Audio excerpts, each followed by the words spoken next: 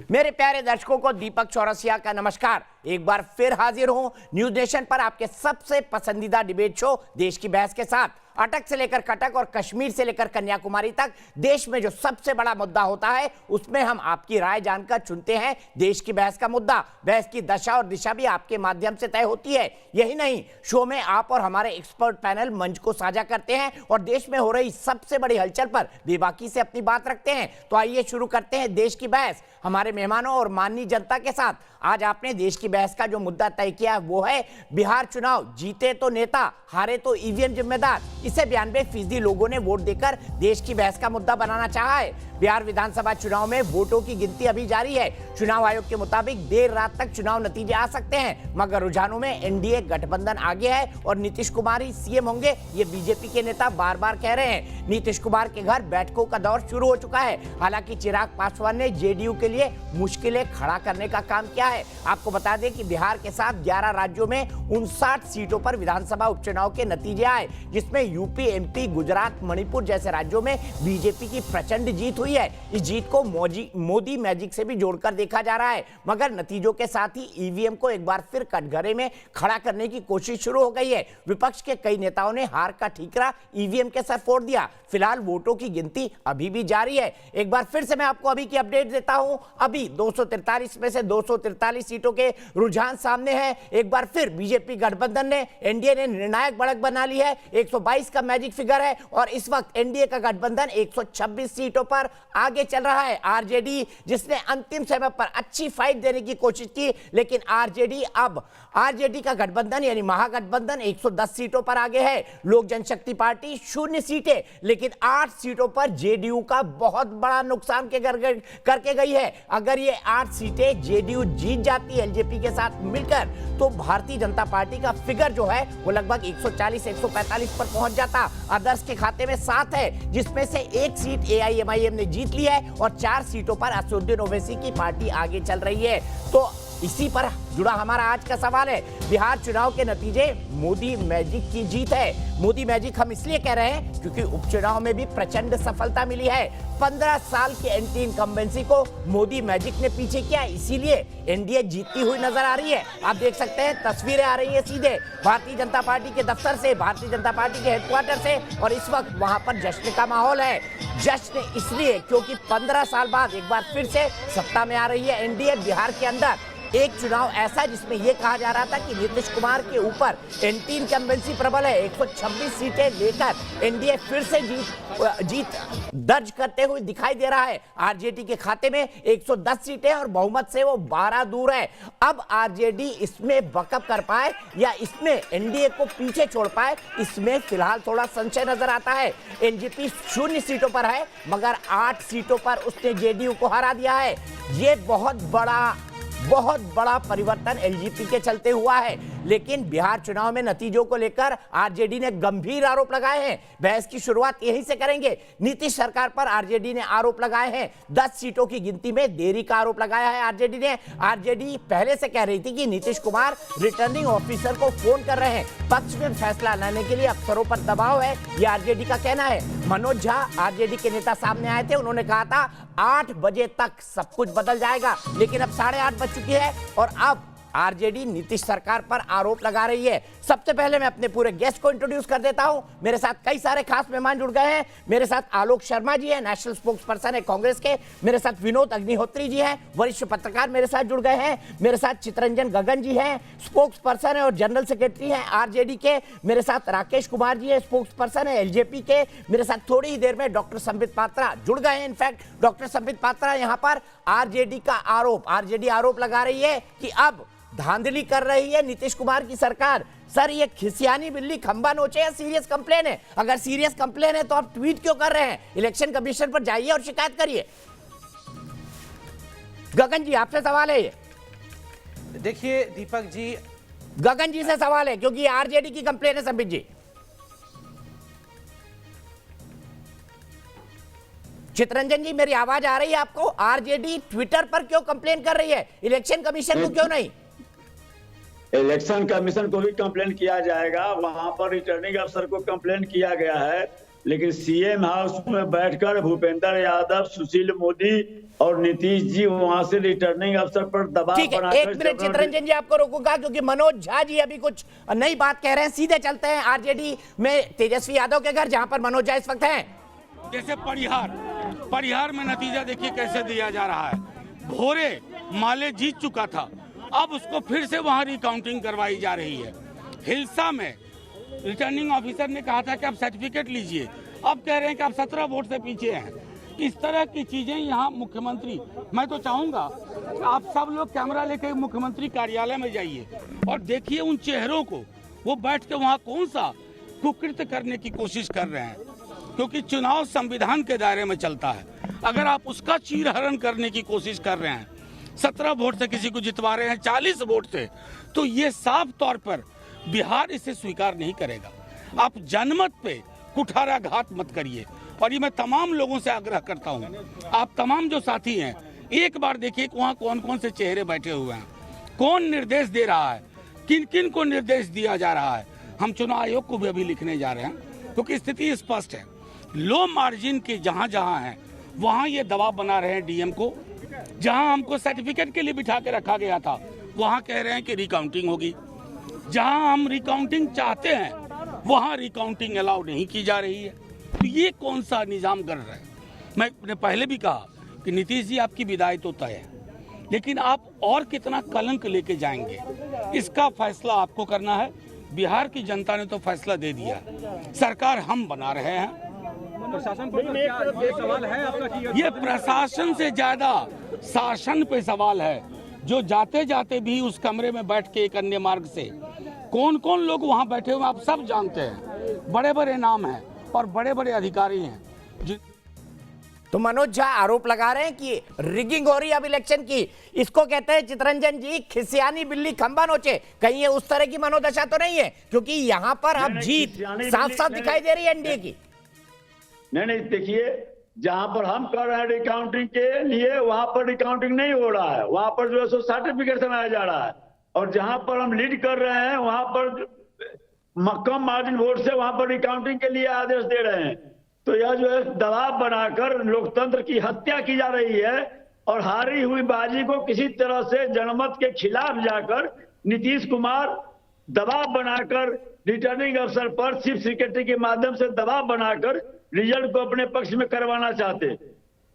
Sir चुनाव आयोग तो इंडिपेंडेंट होता है, आरोप क्यों सुनेगा नीतीश कुमार की?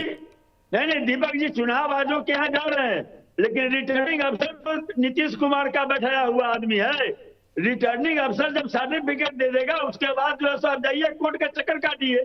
138 पर लीड कर रहे थे, हारते हारते 117 पर आ गए, और फिर 117 पर जब आ गए, उसके बाद में अब देखिए 125 और 26 पहुंचे हैं। लेकिन सर हर टीवी चैनल लगातार दिखा रहा है, कभी लीड किया ही नहीं 138 पर आरजेडी ने। संबित पात्रा जी क्या कहेंगे चितरंजन गगन जी के आरोपों पर?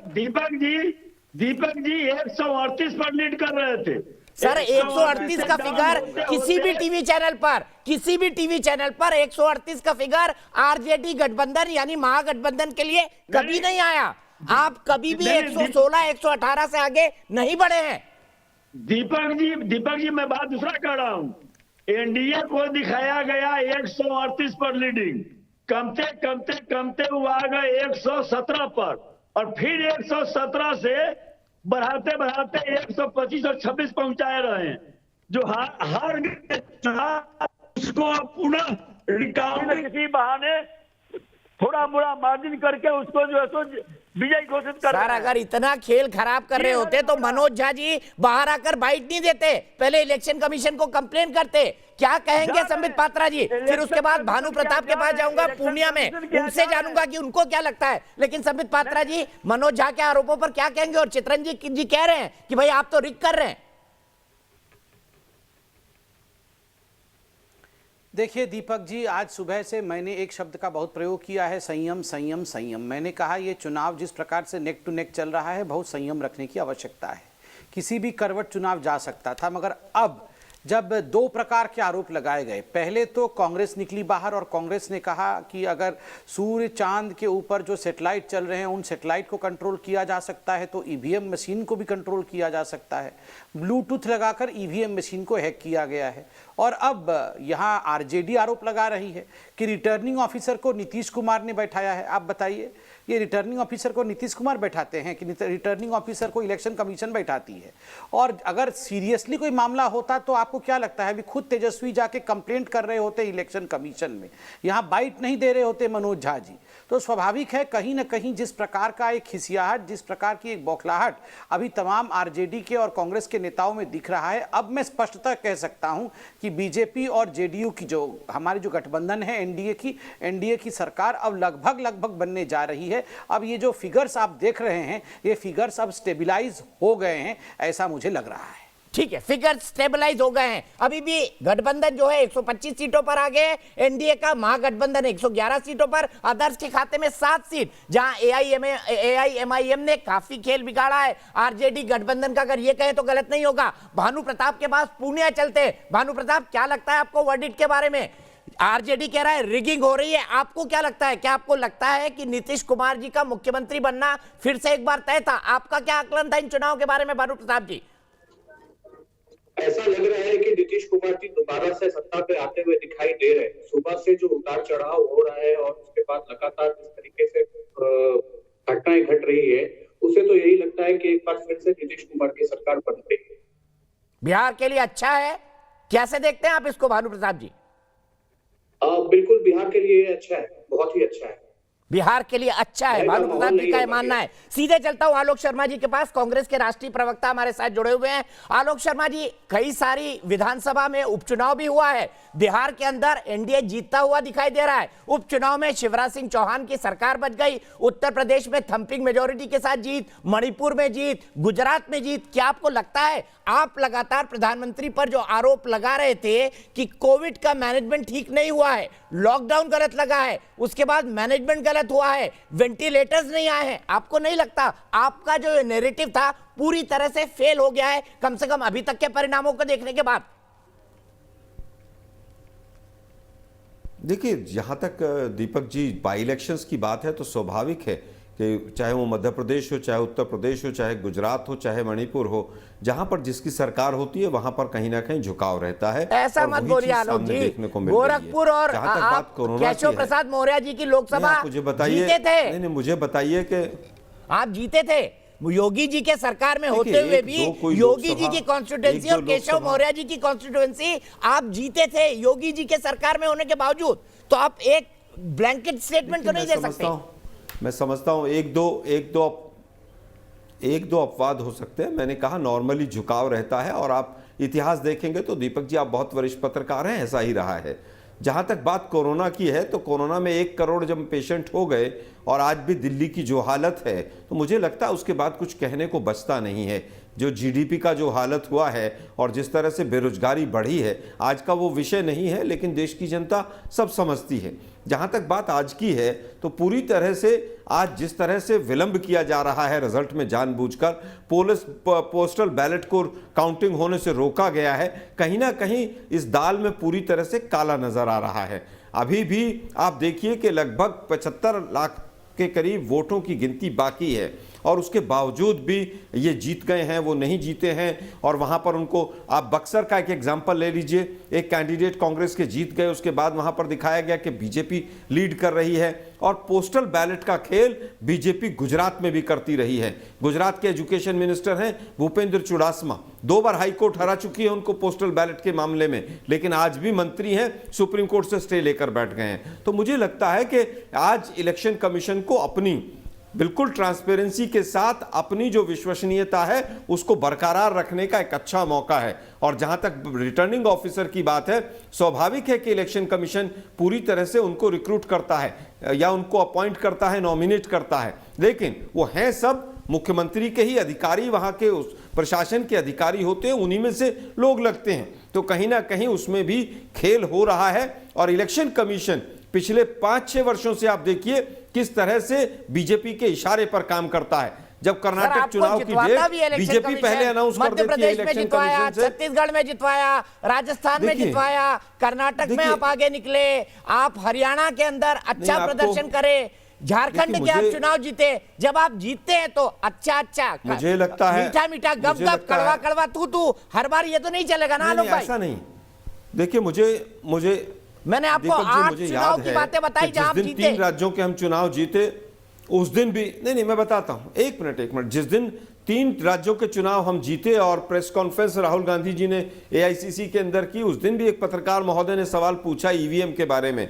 उन्होंने तब भी कहा कि हम जीते हैं, उसके बावजूद ईवीएम किस तरह से निष्पक्ष है उसका पूरी सही उत्तर जो है वो इलेक्शन कमीशन को देना चाहिए। 50 से ज्यादा मामले हैं ईवीएम के जो न्यायालयों में लंबित हैं। 8 मामले ऐसे हैं जो ईवीएम को लेकर रिजल्ट पलटे गए हैं लेकिन हायर कोर्ट में पेंडिंग पड़े हुए हैं। तो मुझे लगता है वो सवाल अलग है अपनी जगह। जो आज इलेक्शन कमीशन का बिहार में रवैया है सुबह से जो हम देख रहे हैं वो अलग है, वो बिल्कुल कटघरे में। आप बार बार कह रहे हैं कि आरजेडी इलेक्शन कमीशन क्यों नहीं जाता।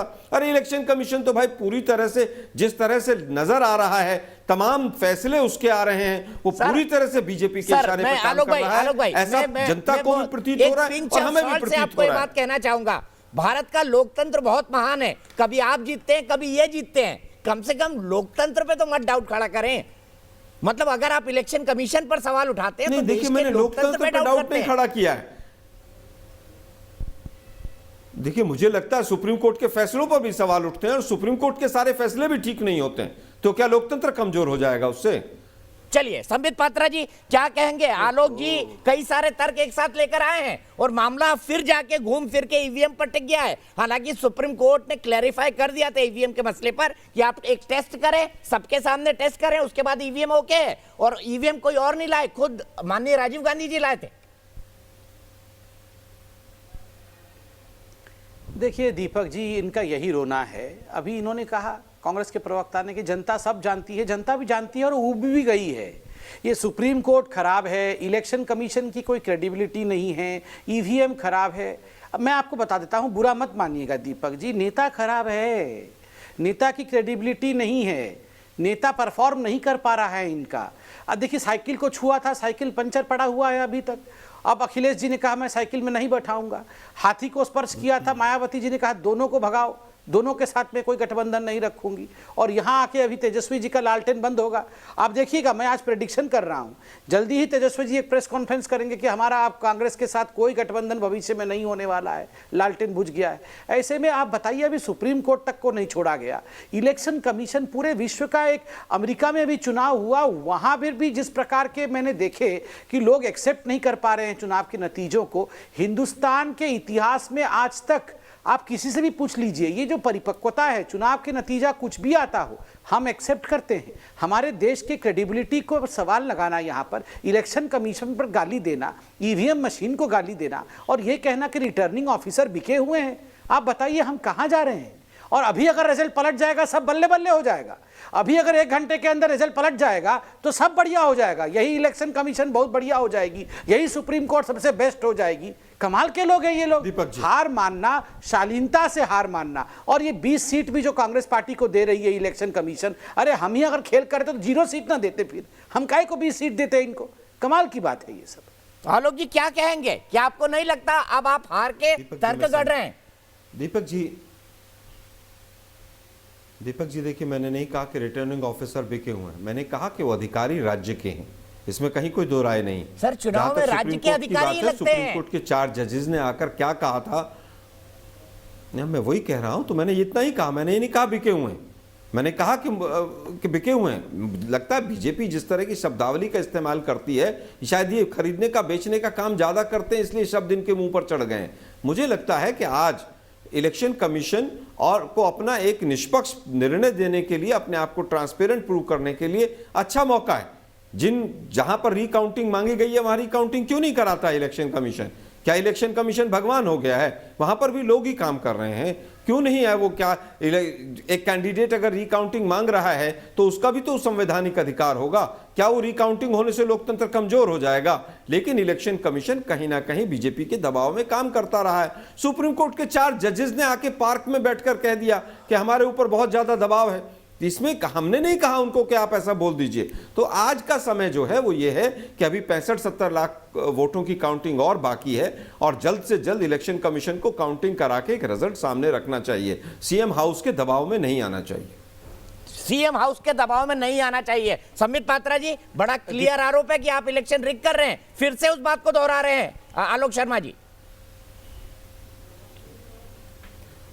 देखिए, आज इलेक्शन कमीशन ने कई दफ़े प्रेस कॉन्फ्रेंस किया और जो उसका लुबाब था, जो उसका जिस्ट था कि जल्दी मत करिएगा। रिटर्निंग ऑफिसर को एक बहुत बड़ा एडवाइस इलेक्शन कमीशन ने दिया कि आप अपना समय लीजिए।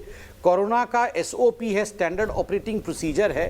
केवल 7 टेबल लगे हुए हैं, 7 ईवीएम मशीन एक साथ खुलेगी। हमने ज़्यादा जो काउंटिंग सेंटर्स है वो बनाए हैं और जल्दीबाजी में रिजल्ट डिक्लेयर मत करिए, भले ही आधी रात हो जाए। आपको क्या चाहिए? जल्दी, ये यहाँ पर कांग्रेस के प्रवक्ता कह रहे हैं जल्दी जल्दी करके रिजल्ट डिक्लेयर कर दो। जल्दीबाजी क्यों है? जल्दी का काम शैतान का काम होता है। रिजल्ट डिक्लेयर करने में किसी प्रकार की कोताही नहीं होनी चाहिए। ये एडवाइस आज पब्लिकली इलेक्शन कमीशन ने दिया है।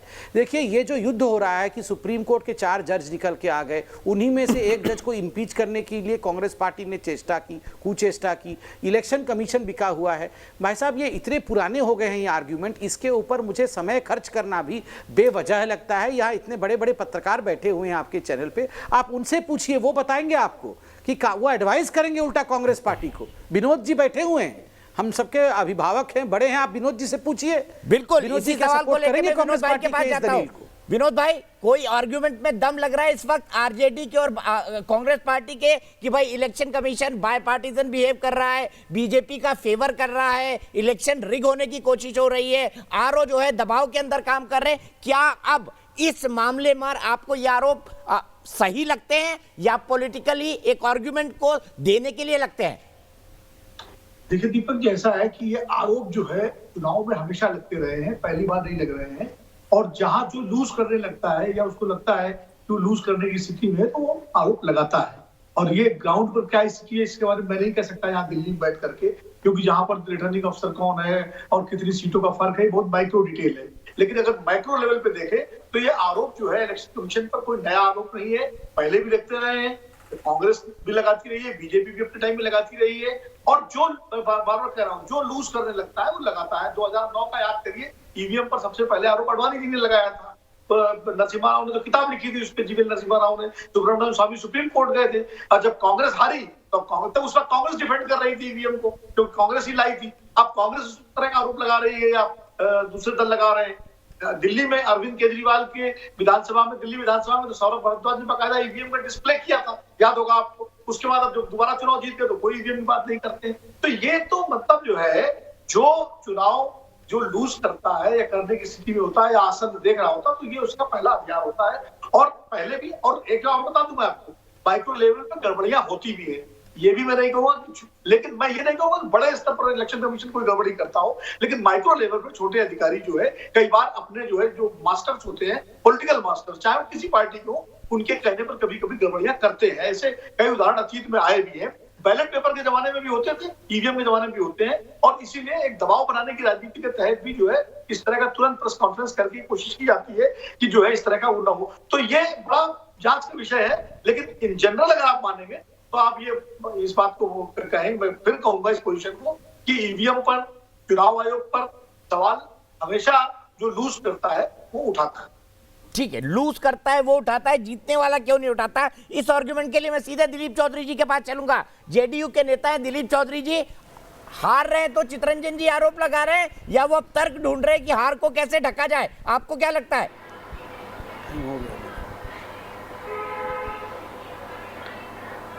देखिए, एक बात बताते हैं दीपक भाई कि नीतीश कुमार जी का जो छवि है वो देश भर में लोग जानता है। वो कहीं से कोई किसी पदाधिकारी को डायरेक्ट फोन नहीं करते हैं और न कभी किसी को कोई ऐसी बात कहते हैं जिससे कि वो नीतिगत गलत हो। दूसरी बात कि इलेक्शन कमीशन की निष्पक्षता तो स्पष्ट झलकती है। तो कांग्रेस के लोगों से या इन लोगों से ही रिटर्निंग अफसर का लिस्ट ले लिया जाए, उसी को रिटर्निंग अफसर बना दे, तभी निष्पक्ष होगा इलेक्शन कमीशन। तो इस तरीके का आरोप प्रत्यारोप जब ये लोग हारते हैं तो इसीलिए ये लोग लगाते हैं। नीतीश कुमार जी की छवि पूरे देश में लोग जानता है, उनकी शालीनता को, उनके काम करने के तरीका को, इसीलिए हार को स्वीकारना चाहिए इन लोगों को। ठीक है, बड़ा दिल रखना चाहिए। लेकिन संबित पात्रा, आलोक भाई मैं आपके पास आऊं उससे पहले संबित पात्रा का एक सवाल है। सर, एक चिराग है आपके घर पर, ओवैसी का पीसी हम लेते हैं, लेकिन एक सवाल आपसे एक चिराग को लेकर है। चिराग ने जो है वो हनुमान तो बने वो, लेकिन उन्होंने राम जी की अयोध्या में जेडीयू की 8 सीटों का नुकसान कर दिया। 8 सीटों पर जेडीयू की हार सिर्फ एलजेपी के कारण हो रही है। तो ये कैसे चिराग है जिन्होंने घर में आग लगा दी? देखिए, हमने शुरू से कहा था कि इसमें बहुत लोगों ने हमें ये दिखाया कि बताने की कोशिश की और हम पे आक्षेप लगाया कि कहीं ना कहीं ये इसमें बीजेपी का एक षड्यंत्र था। हमने शुरू से कहा कि देखिए, 4 लोग ही हम मिलकर गठबंधन में हैं। 4 लोग, 4 party, Bharatiya Janata party, JDU, हम पार्टी और वीआईपी, हम चारों ही लड़ रहे हैं। और एलजेपी को इस प्रकार से अपने आप को हमारा एक हिस्सा या मोदी जी के करीबी के रूप में प्रोजेक्ट नहीं करना चाहिए। उनको वैसे ही चुनाव लड़ना चाहिए था जैसे वो इंडिपेंडेंट लड़ते हैं, कोई भी पार्टी लड़ती है। और इस विषय को स्वयं प्रधानमंत्री जी ने, पार्टी के अध्यक्ष ने हर फोरम पे रखा है, ये स्पष्टता हमने दी है। अब देखिए, वो एक इंडिपेंडेंट पार्टी है, वो अलग लड़ेगी या अपने हमारे साथ मिलकर लड़ेगी, यह निर्णय तो वो लेगा।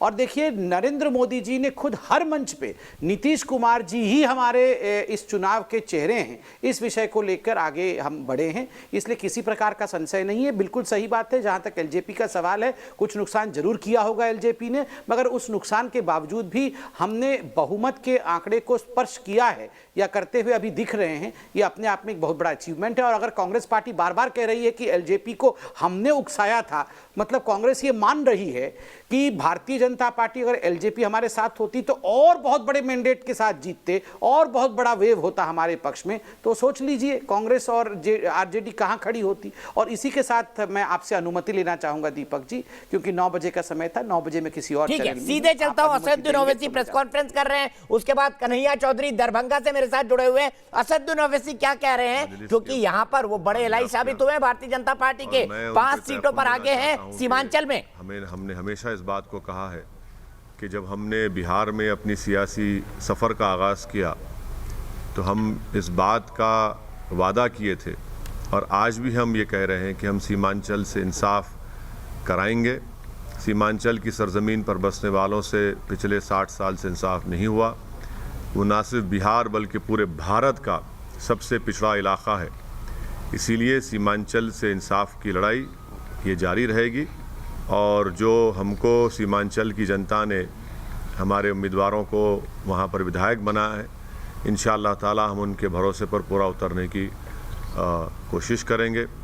जो वहाँ के मसाइल हैं, जो वहाँ का बैकवर्डनेस है, जो वहाँ पर बाढ़ आने के बाद जो ज़मीन कटती है, वहाँ पर स्कूल, डिग्री कॉलेजेस नहीं है, अस्पताल नहीं है, ये सब चीज़ें हैं जिस पर हमको हमारे पूरे विधायक मिलकर इस पर पूरी कोशिश करेंगे। और जो भरोसा और एतमाद हम पर किया गया है, हम इंशाअल्लाह ताला उसकी पूरी मेहनत करेंगे और जो हमने आवाम से वादे किए थे उसको पूरा करने की हम पूरी कोशिश करेंगे। मैं फिर से बिहार प्रदेश की जनता का शुक्रिया अदा करता हूँ। तो असदुद्दीन ओवैसी ने सीमांचल में कुछ सीटों पर कमाल किया है, कुछ पर उन्होंने जेडीयू को हराया और कुछ पर आरजेडी को। इससे क्या आरजेडी का केस खराब हुआ है? सीधे चलते हैं कन्हैया चौधरी के पास दरभंगा। कन्हैया, नीतीश कुमार क्या आपको फिर आते हुए दिखाई दे रहे हैं और क्या ये बिहार के लिए अच्छा है, बेहतर है, बुरा है? आपका व्यक्तिगत आकलन क्या है? सर, उम्मीद तो लग रही है कि नीतीश कुमार फिर से आ रहे हैं, लेकिन ये कहीं ना कहीं से अच्छा भी है और बुरा भी है, क्योंकि पिछला जो पंचवर्षीय था, ये प्रेजेंट वाला, ये पूरा का पूरा नीतीश कुमार ने खा गया। इसमें वो कोई काम नहीं कर पाए। पहला जो उनका पंचवर्षीय था उसमें पूरे बिहार को हिला के रख दिए, कोई डाउट नहीं था कि वो काम नहीं किए। पूरा का पूरा काम हुआ, वो भी धरती पे काम हुआ। लेकिन ये जो फिर आके, और सबसे बड़ी मुद्दा है सर जो शराबबंदी, आप इस बार आते हैं तो कम से कम शराबबंदी है तो उसको पूर्णतः शराबबंदी हो जाना चाहिए। पूर्णता हो जाना चाहिए। कन्हैया जी, आपको लगता है अभी भी कसर है? मैं आऊंगा आपकी बात पर। आप कह रहे हैं कि इन 5 सालों में नीतीश ने वैसा परफॉर्म नहीं किया जैसा उन्होंने 2005 से 2010 के बीच किया था। मैं आपसे इस बात से एग्री करता हूं। मैं सीधे चलता हूं दिलीप चौधरी जी के पास। दिलीप चौधरी जी, आप नीतीश कुमार जी इन 5 सालों के दौरान कभी आरजेडी के खेमे में जाते हुए दिखाई दिए, कभी बीजेपी के खेमे में जाते हुए दिखाई दिए। प्रेम शुक्ला जी भी हमारे साथ जुड़ गए। आपको नहीं लगता नीतीश कुमार ने अपनी व्यक्तिगत क्रेडिबिलिटी लूज की है और इसी के कारण आज आप छोटे भाई की तरह दिखाई दे रहे हैं और बीजेपी बड़ा भाई बन गई है बिहार में आपके?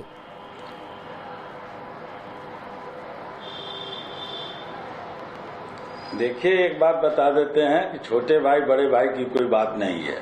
आज भी नीतीश कुमार वही नीतीश कुमार हैं और उन्होंने जो समझौता किया था, महागठबंधन बनाया था, उनके अनुरूप महागठबंधन में काम नहीं हो रहा था। उनका जो स्वभाव और काम करने का जो तरीका है, एक स्वच्छ छवि है और जिस तरीके से वो पारदर्शिता से काम करते हैं, उसमें कहीं न कहीं उन्हें लगा कि इसमें मुझे बाधा हो रही है, इसीलिए उन्होंने निर्णय लिया था। और भाजपा के लोग उनके कांटेक्ट में थे। स्वर्गीय जेटली जी ने काफी उनकी मित्रता थी और उन्होंने सारी बातें, कुछ ऐसी अंदरूनी बातें थी जो जेटली जी ने माननीय मुख्यमंत्री जी को बताया था। उस आधार पर उन्होंने अपने को स्वच्छ छवि बरकरार रखने के लिए भाजपा के साथ वो समझौता किए थे। बताइए ना, हमको भी बता दीजिए अंदरूनी बातें। कुछ ब्रेकिंग न्यूज हो जाएगी दिलीप जी आज की। अब ये बात तो मुझे मालूम नहीं है। नहीं दीपक भाई, कुछ ऐसी बातें होती हैं जो कि मैं टेबल के उन दोनों आदमियों के बीच की बात है, इसको सार्वजनिक करना उचित नहीं होगा।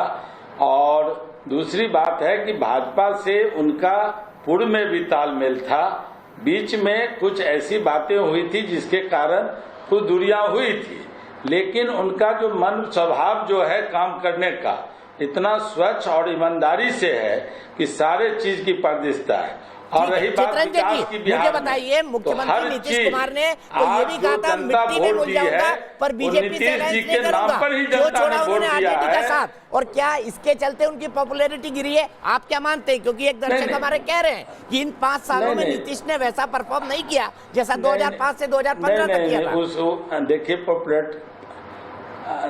देखिए, एक मिनट रुक जाइए, सवाल चित्रंजन जी से। उनका वही है, काम करने का तरीका वही है। वो ऐसे मुख्यमंत्री हैं कि 14 घंटा मेहनत करते हैं। आज जो बिहार, विकसित बिहार जो आपको दिख रहा है, दिलीप जी एक मिनट रुक जाइए, चित्रंजन जी से सवाल है ये। बहुत बड़ा योगदान है।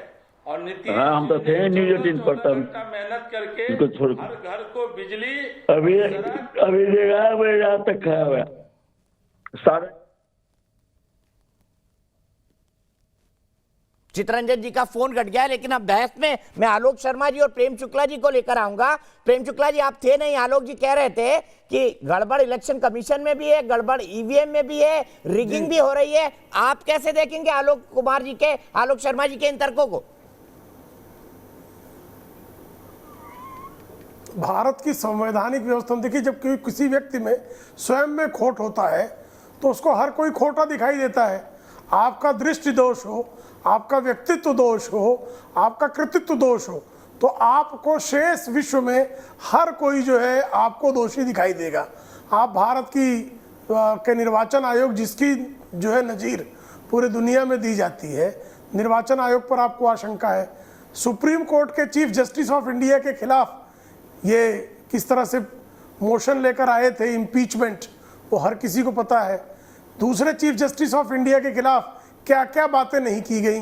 फिर जो है सुप्रीम कोर्ट को मिसकोट करके झूठ बोला गया और फिर आकर जो है हम झूठे हैं, इसका शपथ पत्र दायर किया गया। तो ऐसे झूठ की बुनियाद पर जिनकी राजनीति टिकी हो, उनकी किसी बात को गंभीरता से लेना चाहिए क्या, ये प्रश्न है।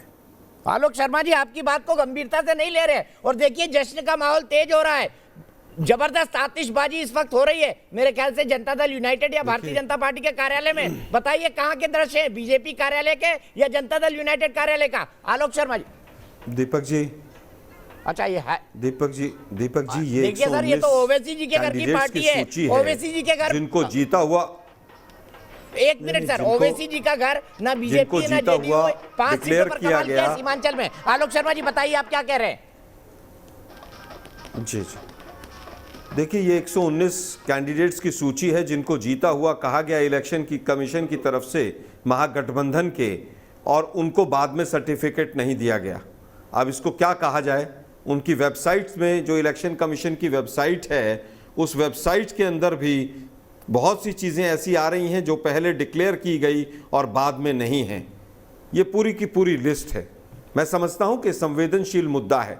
इस संवेदनशील मुद्दे को, आज यहां बिहार का मामला है, कल को कहीं और का मुद्दा होगा ये। लेकिन आलोक भाई, इलेक्शन कमीशन को डिजिटल तो हर रिकॉर्ड अवेलेबल होता है। अगर इतनी बड़ी धांधली डिजिटली इलेक्शन कमीशन ने की है तो आपके पास तो आधार बनता है एक सॉलिड केस ठोकने का। बीजेपी दफ्तर दिल्ली की तस्वीर आ रही है, आपके पास आधार बनता है। अगर आप कह रहे हैं कि अपने परिणामों को इलेक्शन कमीशन ने ऑनलाइन बदला है तो इसका तो हर सेकंड का रिकॉर्ड होता है डिजिटल। आपके पास तो एक बहुत मजबूत केस बनता है सुप्रीम कोर्ट या हाई कोर्ट जाने का। मुझे लगता है कि वो सारे ऑप्शंस खुले हैं, वो भी अपनाए जाएंगे। लेकिन वर्तमान में इलेक्शन कमीशन को चाहिए कि ट्रांसपेरेंटली वो ऐसा शो करे कि सब कुछ ठीक हुआ है और उसको जनता तक भी पहुंचाए। अगर ऐसा होगा तो ये लोकतंत्र के लिए को मजबूत करने का कदम होगा। हम चाहते हैं इलेक्शन कमीशन इस कदम को उठाए और जहां पर भी आरजेडी को, कांग्रेस को या किसी को भी कोई शंका है उसको दूर किया जाए। जहां तक सुप्रीम कोर्ट की बात है, सुप्रीम कोर्ट के कितने फैसलों के खिलाफ बीजेपी सुप्रीम कोर्ट गई है वो आज बताने का विषय नहीं है। तो इसलिए मैं प्रेम शुक्ला जी से कहूंगा कि अपना पूरा इतिहास देख लें कि कौन कौन से फैसलों के खिलाफ आप सुप्रीम कोर्ट गए हैं। आज का विषय केवल ये है कि आज अभी जो काउंटिंग बची हुई है उसको तुरंत कराया जाए और ट्रांसपेरेंटली रिजल्ट्स को जनता के सामने रखा जाए। प्रेम शुक्ला जी रिक कर रहे हैं, अभी भी आरोप लगा रहे हैं और कन्विक्शन के साथ लगा रहे हैं, सीट भी दिखा रहे हैं 119। देखिए ये दायित्व जो है, देखिए निर्वाचन की प्रक्रिया को निष्पक्षता पूर्वक सुनियोजित ढंग से संपन्न करने का दायित्व निर्वाचन आयोग का है। और भारत के निर्वाचन आयोग के किसी निर्णय पर यदि आपको आपत्ति हो तो भारत में एक पारदर्शी न्यायपालिका है। इन दोनों की स्थिति के बावजूद जिनको न्यायपालिका पर विश्वास नहीं, जिनको संसद पर विश्वास नहीं, जिनको कार्यपालिका पर विश्वास नहीं, जिनको भारत पर ही विश्वास नहीं है, जिनको भारत माता की जय के बोलने पे विश्वास नहीं है, सारे जिनको वंदे मातरम पे विश्वास नहीं है, चीजों पर विश्वास है, विश्वास की कमी इतनी ज्यादा है, हमारे उनको विश्वास कहां से ला कर दे? और विश्वास बाजार में कहीं बिकता हुआ मिलता नहीं है, थोड़ा विश्वास इनको दे देते। विश्वास की कमी, एनके सिंह सर क्या कहेंगे? आलोक शर्मा जी लगातार ये तर्क दे रहे हैं कि रिगिंग हो रही है, आरजेडी भी कह रही है, मनोज झा भी कह रहे हैं। क्या आपको लगता है ये सिर्फ एक तर्क है? तेजस्वी के घर के बाहर की तस्वीरें आपको दिखाई दे रही है, लोग यहाँ पर नारेबाजी कर रहे हैं। जरा ऑडियो ऑफ करिए, सुनते हैं क्या कर रहे हैं लोग। एक सेंटेंस आपने कहा था, गरीब जनता को हनन करना बंद करो, बंद करो, बंद करो, बंद करो, बंद करो, आपको परेशान करना बंद करो, बंद करो, बंद करो, गरीब जनता को परेशान करना बंद करो।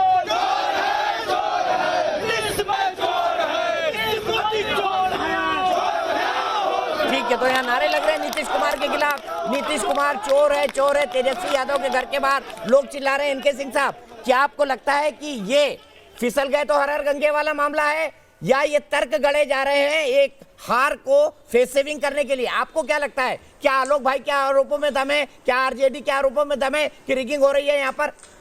देखिए नहीं, आपने एक बड़ा अच्छा सेंटेंस कहा था, ये रिकॉर्डेड होता है और स्टेप बाय स्टेप रिकॉर्ड होता है जिसको कि हटाया नहीं जा सकता। सुप्रीम कोर्ट का एक मैसेज जाएगा और पूरा एक्सपोज हो जाएगा इलेक्शन कमीशन, और फिर हम ये ट्रस्ट क्यों नहीं मानते? इलेक्शन कमीशन एक अच्छी संस्था है, जहां पे कांग्रेस जीत जाती है।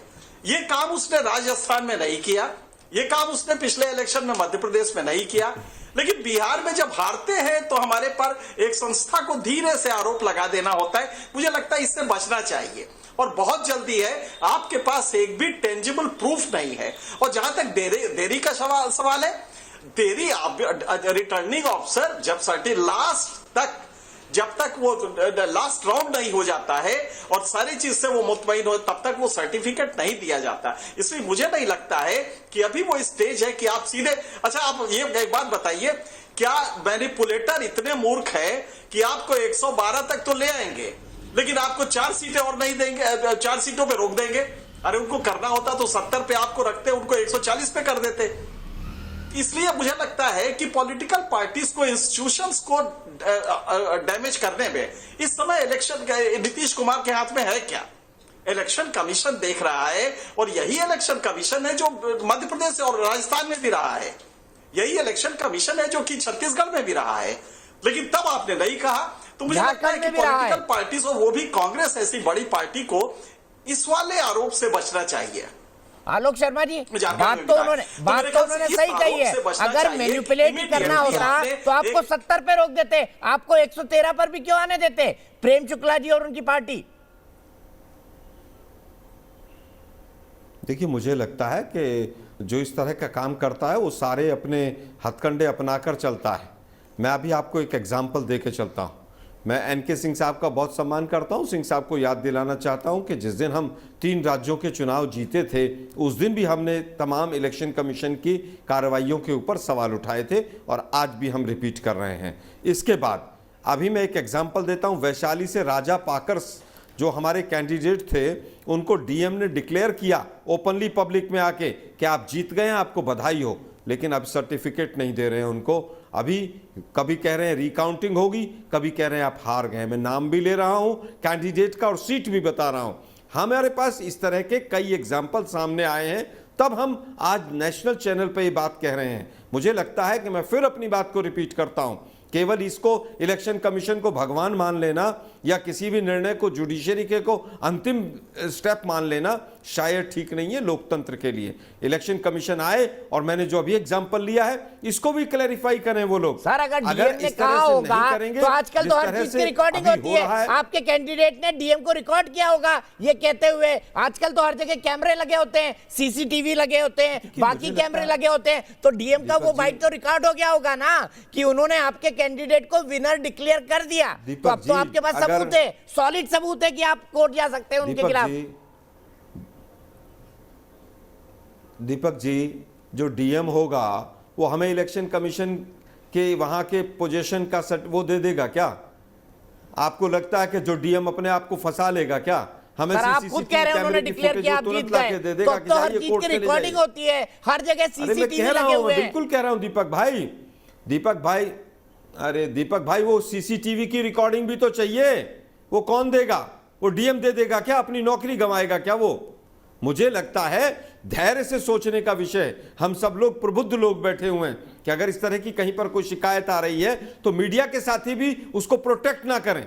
नहीं, मैं प्रोटेक्ट नहीं कर रहा हूं, मैं आपको सिर्फ एक आर्गुमेंट दे रहा हूं। प्रेम शुक्ला जी, वास्तव में उस पर जांच होनी चाहिए। नहीं, आप प्रोटेक्ट, बिल्कुल प्रोटेक्ट, मैं सिर्फ एक आर्गुमेंट दे रहा हूं। जो आर्गुमेंट एनके सिंह सर ने दिया वही आर्गुमेंट मैं दे रहा हूं। पराजित, देखिए आपको नाम बता रहा हूं, कौन सी सीट है, कैंडिडेट का नाम बता रहा हूं, और ऐसा एक नहीं, और कुंठा जो है एग्जांपल मैंने अनावश्यक आक्रोश देती है, और अनावश्यक आक्रोश आपको अतार्किक बातें रखने के लिए प्रेरित करता है। तो जिस तरह की बातें की जा रही है, अगर डीएम ने डिक्लेयर किया है तो साहब अभी इलेक्शन कमीशन है, इलेक्शन कमीशन के बाद सुप्रीम कोर्ट है, और अगर डिक्लेयर किया है तो बहुत लोग जब डिक्लेयर किया पब्लिक में किया, किसी कान में किया नहीं है, तो उसकी रिकॉर्डिंग प्राइवेट लोग को भी करने का अधिकार वहां है। ऐसी स्थिति में जब पब्लिक के बीच आपका दावा है, आलोक जी का दावा है कि पब्लिक के बीच आकर किया है, तो पब्लिक के बीच सबसे पहले उसने मोबाइल जब्त करा लिए थे, सारे कैमरे जब्त हो गए थे, नहीं हो गए थे साहब, तो आपके पास उपलब्ध एविडेंस होगा, नहीं तो विटनेसेस तो है ना साहब। अगर आपके पास अगर जो है रिकॉर्डेड नहीं है, विटनेसेस होंगे, और इसके लिए बहुत पारदर्शी प्रक्रिया है। अनावश्यक पराजय के बाद खींच निकालने के लिए एक व्यवस्था के खिलाफ, एक तंत्र के खिलाफ, एक संस्था के खिलाफ अनावश्यक जहर उगलकर आप कृपया जो है लोकतंत्र को कलुषित करने का कुत्सित कार्य न करें। दीपक जी, जहां काउंटिंग स्टेशन होता है वहां मोबाइल आसपास भी अलाउड नहीं होता है। शायद बीजेपी के प्रवक्ता महोदय को इस बात का पता नहीं। पब्लिक में डिक्लेयर किया आपका शब्द है सर, पब्लिक में डिक्लेयर किया। अरे भाई, पब्लिक का मतलब वही है जहां पर काउंटिंग होगी वो सब पब्लिक ही है ना। पब्लिक का कोई भीड़ में आके थोड़ी ना करेंगे। जहां काउंटिंग स्टेशन है, जहां तो वहाँ काउंटिंग सीसीटीवी एजेंट्स है, जहां तब तो वहाँ ईवीएम की काउंटिंग सीसीटीवी हो रही है और वहां इलेक्शन पर कमीशन के डिक्लेयर मांगने पे डीएम को देना और वहां पड़ेगा। पर अब उसकी फुटेज कौन देगा भाई? डीएम फुटेज दे देगा क्या उसकी? डीएम इतना सीधा है कि अपनी नौकरी इलेक्शन को गवा कमीशन देगा। लेगा, सुप्रीम कोर्ट का इस तरह ऑर्डर के सीधे दिलाएगा, आरोप लग रहे हैं। इलेक्शन आप कमीशन लोग देगा, इलेक्शन हाई कोर्ट का कमीशन की- दिलाएगा, नहीं, सुप्रीम इलेक्शन कोर्ट दिलाएगा। कमीशन ऐसा लग आपको रहा है कि किसी पे जैसे विश्वास नहीं है। मेरे ख्याल से भारत की किसी संस्था पे विश्वास नहीं आलोक भाई, है। आलोक भाई और प्रेम शुक्ला संवैधानिक जी, व्यवस्था आलोक भाई पर और प्रेम विश्वास शुक्ला नहीं जी, है। हमको आरोप प्रत्यारोप से आगे निकलकर कोई व्यापक चर्चा के ऊपर आना चाहिए। आलोक भाई, मेरे ख्याल से 1 घंटा काफी है एक दूसरे पर आरोप और प्रत्यारोप करने के लिए। तो मैं अब जाता हूं राकेश कुमार जी के पास। राकेश कुमार जी, ऐसा अनुमान मैंने कहीं तक नहीं देखा। संजय जायसवाल इस वक्त कुछ कह रहे हैं, बिहार बीजेपी के अध्यक्ष डॉक्टर संजय जायसवाल, फैसला आया है तो वो बहाना कर रहे हैं, लोगों से झूठ बोल रहे हैं, टेलीविजन चैनल्स पे जाके झूठ बोल रहे हैं। यह वही बात हुई कि क्रिकेट में या तो हम जीतेंगे, नहीं जीतेंगे तो विकेट और बॉल लेके फील्ड से भाग जाएंगे। आज राजद यही काम कर रही है। हम तो कभी नहीं बोले। मैं 9 बजे सुबह से यहाँ प्रदेश कार्यालय बैठा हूँ, बिना हिले मैं 9 बजे से बैठा था। अभी हम लोग लंच करने चले गए थे, क्योंकि 6 बजे शाम तक हम लोगों ने लंच नहीं किया था। और जिस तरह के टीवी पे जिस तरह की बकवास बातें हो रही हैं, आप ईवीएम है, सारी चीजें होती हैं। आपका कहना है कि जब आपकी अपनी सोच थी कि आप जीत रहे हैं तो सब कुछ ठीक था। अभी जब हमारी पूर्ण बहुमत की सरकार बन रही है तो जिस तरह के नाटक, मैं नाटक शब्द का प्रयोग करूंगा, एक माननीय राज्यसभा के सदस्य कर रहे हैं, उनको देख के यही लगता है कि बचपन में वो जब क्रिकेट खेलते थे तो ये उनका यही सिद्धांत होगा, या तो मुझको जीतने दो, नहीं तो मैं विकेट बॉल बैट बॉल लेके सब भाग जाऊंगा कि ये सब फर्जी है। और इस तरह की घटिया राजनीति किसी को भी नहीं करनी चाहिए। हम तो इतना सारा सर्वे रिपोर्ट के बावजूद भी 9 बजे सुबह से मैं यहाँ लगातार बैठा हूँ। जनता जो फैसला करे, हर दल को अच्छे से इसको कबूल करना चाहिए। और इस तरह की बहानेबाजी केवल वही करते हैं जिनकी सोच घटिया होती है। बिल्कुल बन रही है। आपके जो कैंडिडेट थे वो तो क्रिकेट खेलते थे, तो क्या बैट बॉल लेके भागने के चक्कर में बैट बॉल विकेट सब लेके मैदान से भाग जाएं, ये कह रहे हैं संजय जायसवाल जी? दीपक जी, मुझे लगता है कि अभी देखिए, राजा पाकर की सीट की मैं बात कर रहा था, वैशाली से, ये 1720 वोटों से जीते थे और इनको सर्टिफिकेट नहीं दिया जा रहा है। मैं फिगर भी बता रहा हूं कि कितनी वोटों से जीते थे। इसके बाद भी आप कह रहे हैं कि इलेक्शन कमीशन निष्पक्षता से काम कर रहा है, तो हमें कहीं ना कहीं मैंने कहीं नहीं कहा, मैंने कहीं नहीं कहा, जीता है। आपका विचार भी मान्य है, प्रेम शुक्ला जी का विचार भी मान्य है। मैंने कहीं नहीं कहा इलेक्शन कमीशन निष्पक्ष है। नहीं, मैं यही कह रहा हूं कि 1720 वोट से अगर एक व्यक्ति जीत रहा है और उसको सर्टिफिकेट नहीं दिया जा रहा है, और ऐसा कई जगह हुआ है कि आप रिकाउंटिंग नहीं करने के लिए पूरी तरह से तैयार हैं और रिकाउंटिंग जहां पर नहीं होनी चाहिए वहां पर जबरदस्ती करवाना चाहते हैं। पोस्टल बैलेट की जो पेपर्स वोटिंग थी वो आधी रोक दिया आपने बीच में। मैंने एग्जाम्पल गुजरात का दिया कि आप कह रहे हैं न्यायालय चले जाइए। अहमदाबाद हाई कोर्ट ने गुजरात के एजुकेशन मिनिस्टर को 2 बार आयोग ठहरा दिया, उसके बावजूद वो मंत्री हैं। मुझे लगता है कि आज का समय की जिद करते थे, फील्डिंग कोई करना नहीं चाहता था और बैटिंग नहीं मिलती थी तो बैट बॉल और विकेट सब लेके भाग जाते थे। या तो बैटिंग करूंगा या खेल बिगाड़ूंगा। आप भी वही कर रहे हैं अभी। नहीं, मुझे लगता है ये काम तो बीजेपी कर रही है कि या तो हमारी सरकार बनेगी, नहीं बनेगी तो हम इलेक्शन कमीशन को और बाकी चीजों को कहीं ना कहीं मिसगाइड करेंगे, कहीं ना कहीं हम मीडिया के माध्यम से उस चीज को कैप्चर करेंगे, हम कहीं ना कहीं सर्टिफिकेट नहीं देंगे। ये काम तो बीजेपी कर रही है, हम क्या कर रहे हैं? सत्ता तो उनके हाथ में, हमारे हाथ में तो नहीं है। आलोक भाई, आप मुझे आज हंसी आ रही है, आप इतने सॉलिड आर्गुमेंट दे रहे हैं और अब आप खुद मुस्कुरा रहे हैं। मुझे लगता है कि आप खुद कन्विंस नहीं है अपने खुद के आर्गुमेंट से। एक ब्रेक के लिए रुक रहा हूं, लेकिन लार्जर सवाल पे चलूंगा। ये कैसा हनुमान जिसने अयोध्या में आग लगा दी? चिराग पासवान की बात कर रहा हूं। राकेश कुमार है हमारे साथ, ब्रेक के बाद वापस आता हूं।